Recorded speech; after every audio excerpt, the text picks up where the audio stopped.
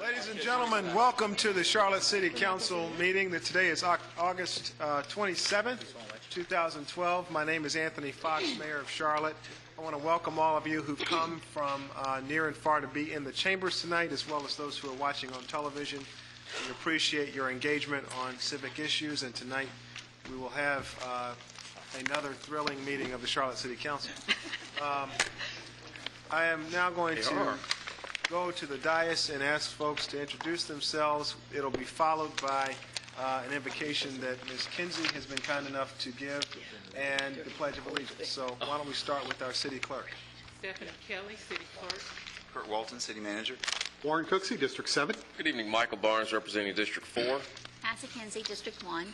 Good evening, Beth Pickering, council member at large. Mayor Pro Tem Patrick Cannon, city council at large. David Howard, council member at large. Irene Fallon, council member at large. James Mitchell, District 2. Andy Doolin, representing District 6. Good evening, LaWanna Mayfield, representing District 3. Hi, I'm John Alter, and I represent District 5. Bob Hageman, city attorney. Okay. Fred Mauney, Fred Mauney.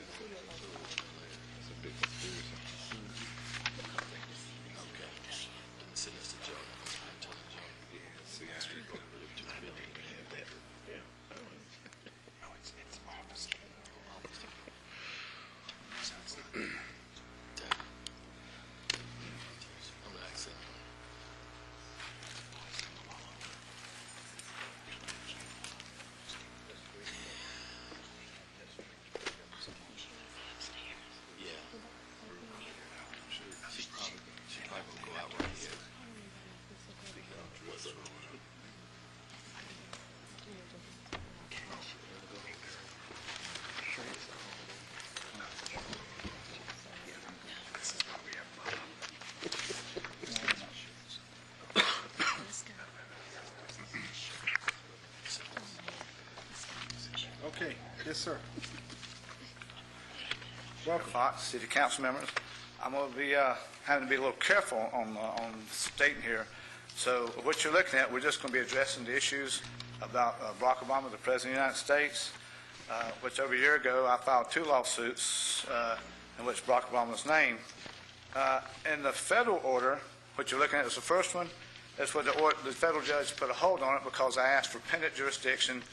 I had a state case and a federal case under the same issues. I asked for pendant jurisdiction, and I made the statement that I didn't feel like I would be getting a fair hearing in state court with the power and money. And you can see that it was signed by the judge, Robert Conrad, federal judge, on June 21st. But then you come over to the September, which is actually August the 30th when it happened, where the state judge dismisses the case. Well, this is called fraud upon the court, and they've violated a federal order, which comes under the power of the court of Title 18, 401. It comes under Title 18 for contempt of constituting crimes. It comes under 1509 of Title 18, obstruction of court orders. And so everybody's trying to ask what's going on here because if you look at the other piece, I've got there, you'll see constitutional law Professor William Van Alstyne. I made a trip to see him because of the humongous things that's going on here.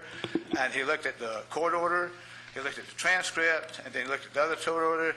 And what he basically told me, and he would testify to anybody, all y'all can get in touch with him. The federal judge can contact him. The president can contact him.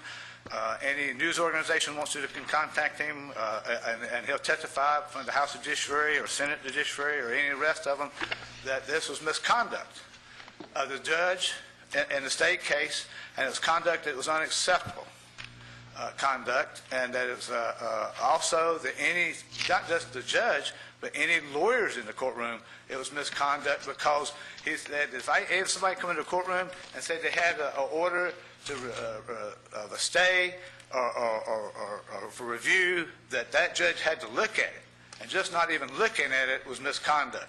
And it was showed that the judge and the lawyers had a predisposition mentality not to obey the law, which could lead to all of them being disbarred.